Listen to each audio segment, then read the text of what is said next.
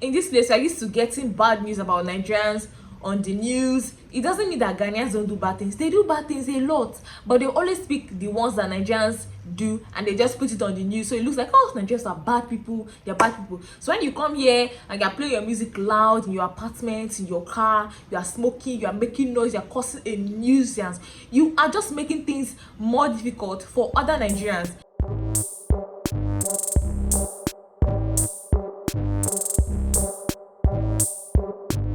Hi guys, and welcome back to my YouTube channel. My name is Chidera Steven and you're watching Chidera is Here.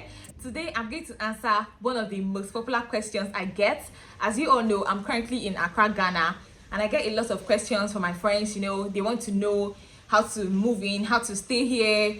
I also get questions from especially Nigerians and those in US. So please keep watching this video. I'm going to teach you guys how to move from Nigeria to Ghana, get your permanent resident, your work permit, and just reside here, breeze in and breeze out. The first thing I want to talk about is ECOWAS. Okay, so if you're coming from Nigeria to Ghana, you should know that we are in ECOWAS together. You obviously know what ECOWAS is, right? So this means that when you get to the airport, okay, you can stay in Ghana from 30 to 90 days. That you have about a month or 3 to stay in Ghana, visa free. You don't need any, nobody's going to harass you. But this all depends, okay? It depends on what happens when you get to the airport. It depends on what they stamp your passport with. Sometimes you get lucky, they give you 90 days and you can stay here for 3 months straight. You can extend that same visit, you can extend it again, and then you just have to pay a little token, right? So you can come here using your visit permit, which of course is totally free. Then when you decide that you want to really reside in this country, you can now work on your resident permit, your work permit, or any of those things that you need to live here legally. So let me touch on something, okay? The reason, I know you might be wondering that, oh, why do I need a resident permit? Why do I need a work permit? I can just breeze in into Ghana, you know, I can just take the bus, you know, road. I don't need to fly and stamp my passport and all that. I can just come here. The truth is that if you don't have your resident permit or your work permit, you can't get your driver's license and you can't open your bank account. I know, sounds a bit too much, but yeah, that's just how the system works. But there are other ways that you can use money here. I could touch on that on another video. Just let me know in the comment section if you want to hear that. So let's go back to how you can get your resident permit in Ghana when you're moving to Ghana. So number one option, right, is to get a job in Ghana. Yes, you can get a job in Ghana. It doesn't even have to be a job where they pay you a lot of money. It can just be the barest minimum. When you get a job in Ghana, the company will help you process your resident permit, okay? They're going to give you a work permit and they're going to give you a resident permit. So you can get that job like a part-time job and still do your own normal job. You can still do your remote job for anywhere. So that job is just going to shield you from any police harassment and just going to help you with your documentation, right? So yeah, you can get a job. That's one option, getting a job in Ghana. Then the second option here is to register a business. I know. When you hear business, you're probably thinking a chunk of money, a lot of dollars or a lot of cedis. But let me bust your bubble, okay? With just 1,000 Ghana cedis, you can register a business in Ghana and get your documentation. Yes, I know. It's that simple. And 1,000 cedis is about 100,000 naira. If you're watching this, that's like your salary for a month, or that's the average Nigerian earns around that range. So yeah, you can open a business for that amount. So now let me just give you ideas, okay? So you can do Uber. Let's assume you have a car, right? And you came here with your car or you bought a car here. You can do Uber, just register it as a transport business. You can either employ a Ghanaian, a Nigerian to drive for you. You can drive for yourself. You can even do hairdressing. You can do tailor work. You can do makeup, okay? It doesn't really matter. No matter what you do, the important thing is that you register that business as a business so they can give you documentation, okay? So if anything happens and somebody wants to harass you, you can show your document that, hey, I'm here legally, okay? So just that is it. You don't have to have a huge business. You don't have to be an investor with millions of dollars. You can just do what you love doing, but make sure you register it. And this is another process. You have to register through the Minister of Interior or something like that. So yes, once you register your business and then you get your documentations and all that done, You just have to pay yearly to stay here. So it's not all that difficult at all. So yeah, either you get a job or you create your own job. So yeah, you can just start a business, anything, can even be food business. Okay, now another way is to stay here with your visitors permit, right? But this is a bit tricky, because if you are here with your visitors permit, in fact the truth is that if you are here with any permit, whether your resident permit, your work permit, you still have to somehow keep a low profile. I know it sounds crazy, but yes, no offense to Ghanaians, no offense to Nigerians, but there's this thing that Ghanaians do.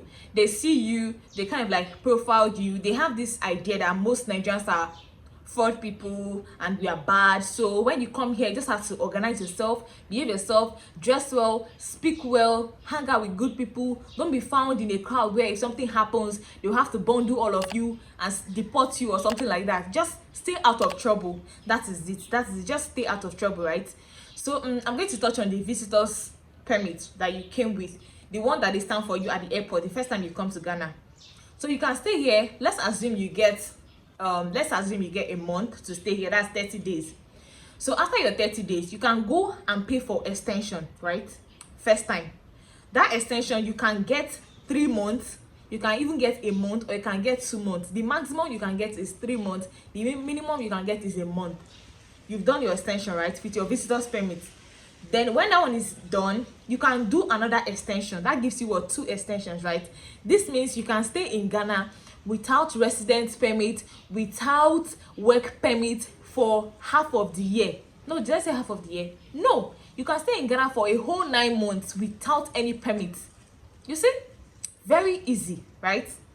But after you've exhausted those 2 permits, okay, those 2 extensions on your permit, you now have to go out. Right now the borders are closed, and you have to fly somewhere, so you have to go out. It could be anywhere. It can be back to Nigeria, it can be to any other country. The important thing is that they stamp your passport in and out, so you get another visitor's permit. Are you understanding what I'm saying? Do you get it? Am I making sense? Right? So yeah, it's as simple as that. You come back again, you repeat and rinse. You just repeat the process. And this is, I'm assuming that you probably are still checking out the place. You don't want to start a business, you don't want to get a job in Ghana, something else that can give you your residence permit for you to start paying your $500 a year. I'm assuming you don't want to do that, so you just want to do the extension, or you're probably working on a project, you just want to be here for some time, you don't want to be here for like 2 years or a year.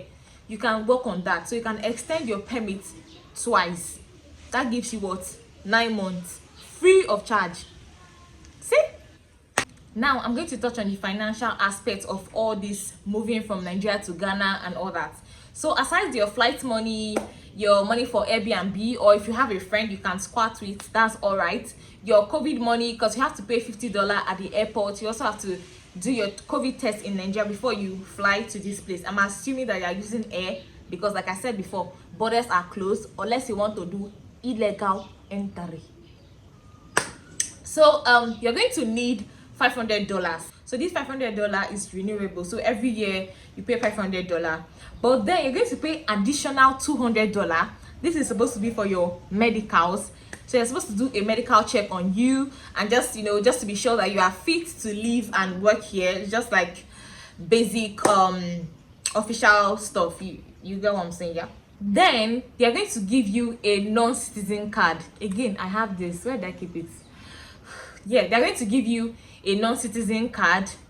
This card is going to be like your ID card while you live and work here. So let's say you should budget around $820 for the first year. Then continuously you can pay the $500 for your permit. Then now you get to pay 600 cedis, not dollars again. You get to pay not $200 as opposed to the first time. You get to pay 600 cedis a year, right, for your medicals. And then you renew that your citizen card for $60 a year. See? Easy peasy. Easy peasy. So now I want to touch on 2 extra points. These are more like bonus points.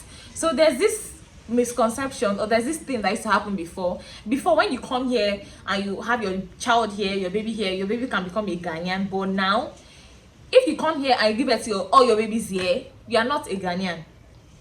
Even if you've lived there for 50 years, 20 years of your life, you are not a Ghanaian. That's like the new policy. And if you marry a Ghanaian, you are not a Ghanaian. The only thing is that this your partner is going to do like a bond for you. So this your partner signs a bond for you, and then you get to pay 150 cedis or dollars a year, I think. Yes. So you pay like way less. You understand? Like you pay way little to nothing to stay here for a year every year. So it's that easy, you get. So like I said before, if you want to come here, the basic thing is that you also have to learn how to keep a low profile, because in this place you're used to getting bad news about Nigerians on the news. It doesn't mean that Ghanaians don't do bad things. They do bad things a lot, but they always pick the ones that Nigerians do and they just put it on the news, so it looks like, oh, Nigerians are bad people, they're bad people. So when you come here and you're playing your music loud in your apartment, in your car, you are smoking, you are making noise, you're causing a nuisance, you are just making things more difficult for other Nigerians, because Ghanaians, they constantly have this idea that, oh no, Nigerians are this type of way, and then you come here and you are doing that same thing. So they kind of every year they bring new rules, making things difficult for Nigerians. Like, we are all ECOWAS, we're supposed to live here amicably, like peacefully, but bro, you know what I'm saying? Yeah. So basically, in this video, what I've said so far is that if you are in Nigeria and you're thinking of moving to Ghana, if I'm being honest, you guys, Ghana is like way better than Nigeria. Please, this is my opinion. Please do not attack me. That is my opinion. I mean, subsequently, there's light in Ghana. I mean, there's light. The roads are better, and you guys, like, there are so many fun places you can go to for cheap, affordable. You know, you guys, I went to Akosombo. I'm gonna upload the vlog very soon. You guys see your girl living life. La vida, la vida, la vida. It doesn't matter. So yeah, basically, if you're thinking of coming here, this place is okay, and yeah, you can eat their food. The transport system is good, better than Lagos. This is me comparing life to Lagos. I've never been in Abuja before. I know Abuja is like probably way better, but I stayed in Lagos, so yeah, this place is okay.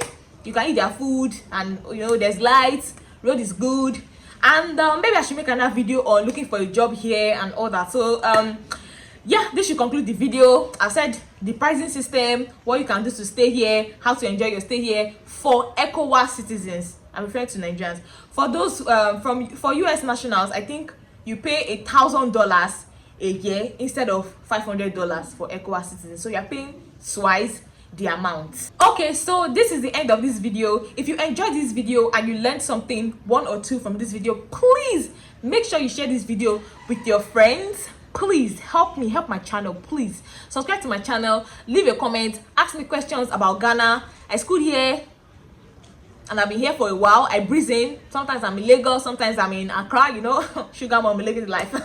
What I'm trying to say is that if you want to ask any question concerning Ghana, you can ask me, you know. I have too much information I'm ready to share with you guys, you understand? So please don't forget to like this video, share, leave a comment. Bye. I'll see you in my next video. Before that, stay fabulous. Bye.